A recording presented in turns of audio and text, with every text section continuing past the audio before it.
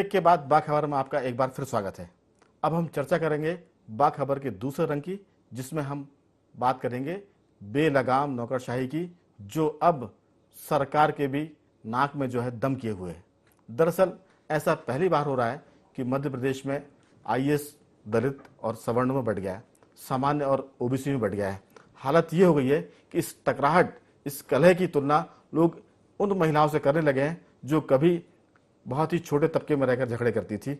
हालत ये हुई है कि एक आईएएस ऑफिसर ये कहता है कि मैं आत्महत्या कर लूंगा, कुछ एक आईएएस ऑफिसर ये कहता है कि हमारे सीनियर्स ने मेरा करियर बर्बाद कर दिया। तो मध्य प्रदेश में नौकरशाही को जितना भी लगाम लगाने की कोशिश की जा रही है, वो उतनी बेलगाम और नाफरमान होती जा रही है। इस पर हम चर्चा करेंगे हमारे मेहमानों के साथ। देखते हैं कि इस मुद्दे पर थेटे क्या कह रहे हैं।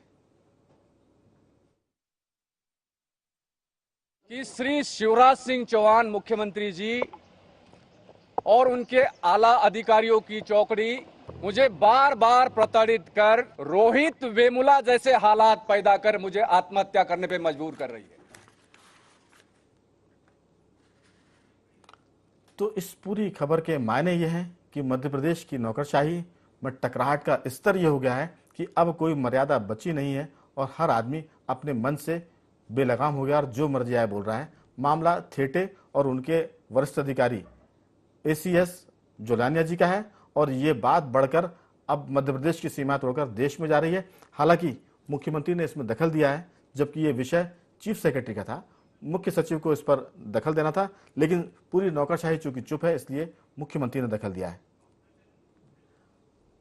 अब हम इस मुद्दे पर चर्चा करेंगे हमारे स्टूडियो में मेहमानों के साथ। रमेश शर्मा जी, आपने सारी बात सुनी, आप बहुत अच्छे से थेटे को भी जानते हैं और बहुत अच्छे तरीके से आप शशि कर्णावत को भी जानते हैं। कुल मिलाकर क्या नौकरशाही में जो तकरार हो रही है, जो विवाद हो रहा है, जो जिसमें सिर्फ गालियां भर नहीं दी जा रही है, बाकी सब कहा जा रहा है, क्या लगता है आपको इस गिरावट के लिए कौन जिम्मेदार है और आखिर ये कहाँ रुकेगी? देखिए, मोटे तौर पर वाकई राघवन जी आपने सही कहा, ये बहुत दुर्भाग्यपूर्ण स्थिति है प्रशासन के लिए भी। और प्रशासन के लिए अगर दुर्भाग्य की स्थिति बनती है तो उसके परिणाम जनता को भुगतने ही होते हैं। सरकार के लिए भी, सरकार के लिए भी है, सरकार के लिए भी है, जनता के लिए भी है। इस लड़ाई में सबसे बड़ी बात कहीं ना कहीं प्रशासन तंत्र के भीतर वर्ग की और वर्ण की एक खाई को एक बहुत गहरा करते चले जा रहे हैं। आगे चल करके ये स्थिति ना बन जाए, मुझे इस पर खतरा दिखता है या आशंका लगती है कि आगे चल करके ये स्थिति ना बने कि एक वर्ग का अधिकारी दूसरे वर्ग के अपने मातहत की सीआर बिगाड़ने लगे या उसको सीआर को प्लस करने लगे। आरोप लगते हैं इस तरह के। निश्चित रूप से ये स्थिति अब बनने लगेगी। स्वाभाविक रूप से इसमें बहुत संयम की जरूरत थी, खासतौर से रमेश थेटे जी को भी संयम की जरूरत थी। और रमेश जोलानिया जी, जहां तक मैं व्यक्तिगत तौर पर उनको जानता हूं, वो अधिकारी अच्छे हैं और कर्मठ अधिकारी हैं, लेकिन व्यवहार कुशल कतई नहीं है। तो ये जो स्थिति बन गई है, कहीं ना कहीं उनकी व्यवहार कुशलता की कमी के कारण स्थिति बन गई। और इस टकराहट ने, और स्वाभाविक रूप से ये बात आप सही कह रहे हैं, रमेश थेटे जी को कहीं ना कहीं उस जिस स्थान पर वो पहुंच गए हैं, उस स्थान पर आकर के जाति का कार्ड उनको कतई नहीं खेलना चाहिए था। बिल्कुल, आपने दोनों जो डर बताए हैं, जो आशंकाएं बताई है, मैं इस मुद्दे पर राजेश जी से बात करता हूं कि दरअसल राधेश्याम जोलानिया जी हो या रमेश थेटे जी हो, क्या उनको इस तरह की तकरार जनता के बीच में प्रेस कॉन्फ्रेंस करके करनी चाहिए? अगर यही जब लड़ेंगे तो लॉ एंड ऑर्डर का क्या होगा? क्या होगी मध्य प्रदेश में स्थिति कानून व्यवस्था की, प्रशासन की, गुड गवर्नेंस की बात करते हैं। अगर गुड गवर्नेंस करने वाले ही बैड गवर्नेंस में जा रहे हैं तो फिर क्या होगा? आपसे दो बात। नहीं, आपकी बात बिल्कुल जायज़ है। चिंता की बात यही है इसमें कि देखिए, एक तो संयोग ये है कि राधेश्याम जोलानिया और श्री रमेश थेटे एक ही थैली के चट्टे बट्टे नहीं, एक ही बिरादरी को नहीं, वो ग्रुप भी एक ही है, बिलोंग करते हैं माने। लेकिन थेटे ने इसमें ये किया है कि चूंकि पॉलिटिसाइज कर दिया इस इशू को, जो वेमुला की सुसाइड से जोड़ के इसका राजनीतिकरण कर दिया है, तो अब ये मामला सचमुच बहुत संवेदनशील हो गया है। आप देखेंगे कि लेकिन सवाल इसमें एक चीज़ और है राघवेंद्र जी की, इस कहीं ना कहीं स्पेस तो मिलना चाहिए। नहीं, लेकिन माने आप देखिए कि हम लोगों को पता है कि आज मुख्यमंत्री जी ने जो कल तक जो एक निलंबित आईएएस शशि कर्णावत श्री थेटे के साथ खड़ी थीं और उनके पक्ष में बयान दे रही थीं। आज मुख्यमंत्री जी से उनकी मुलाकात हुई, आपने बताया अभी, और वो अपनी मां के साथ मिली हैं उनसे। तो ऐसी जो संवाद कायम करने की जो एक प्रक्रिया है वो इतने बड़े सिस्टम में होना चाहिए। वही बात हो रही है। हाँ। दरअसल अब सवाल, अब एक और चीज जो आपने, ये काम चीफ सेक्रेटरी का था। नहीं, आप देखिए हो क्या रहा है, आप देखिए वही जो अपन लोग इसको उठाते भी रहे हैं, हो यही रहा है कि गली में अगर कोई पटाखा फूट रहा है, भोपाल शहर में अगर पानी बढ़ रहा है, नगर पालिका का इलेक्शन हो रहा है,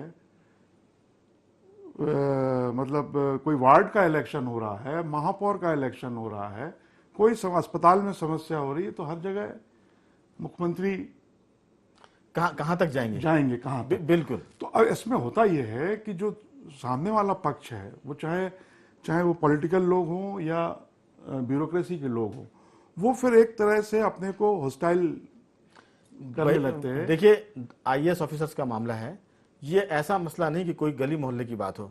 अगर आईएएस ऑफिसर्स को कहने के लिए स्पेस नहीं मिल रहा है तो ये दिक्कत तो है कि स्पेस क्यों नहीं मिल रहा है, वो फ्रस्ट्रेशन में जाएगा।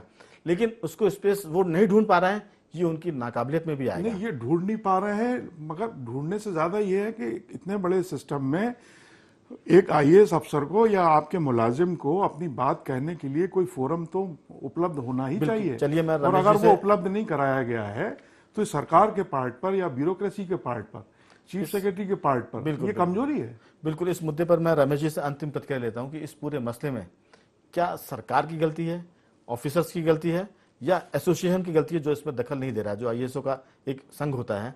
क्या मानते हैं आप इस पर? देखिए, मोटे तौर पर इसमें सरकार की गलती नहीं है, इसमें व्यक्तिगत गलतियां हैं।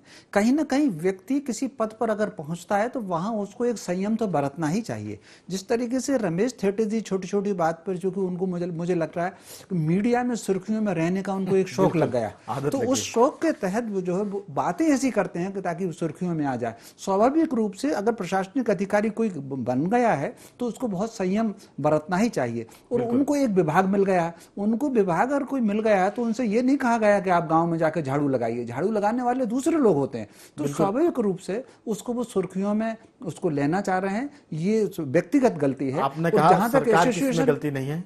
बस एक लाइन में और कहना चाहता हूं, एसोसिएशन की गलती इसलिए नहीं है कि व्यक्ति कोई मानने वाला होता है, समझने वाला होता है, उसको समझाया जाए। सोते हुए व्यक्ति को जगाया जा सकता है, लेकिन जागा हुआ व्यक्ति अगर आंख मूंद करके पड़ा हुआ आनंद ले रहा है, उसको नहीं समझा, रमेश थेटे को नहीं समझाया जा सकता। बिल्कुल जी, नहीं, बहुत संक्षेप में दो बात। मगर ये भी चीज नहीं होना चाहिए कि हर मरीज की दवा एक ही हकीम के पास। मामला आपका इशारा में समझा कि मामला मुख्यमंत्री का है और मुख्यमंत्री इस पूरे मसले में हकीम जैसे बने हुए हैं कि चाहे जो इलाज उन्हीं के पास है।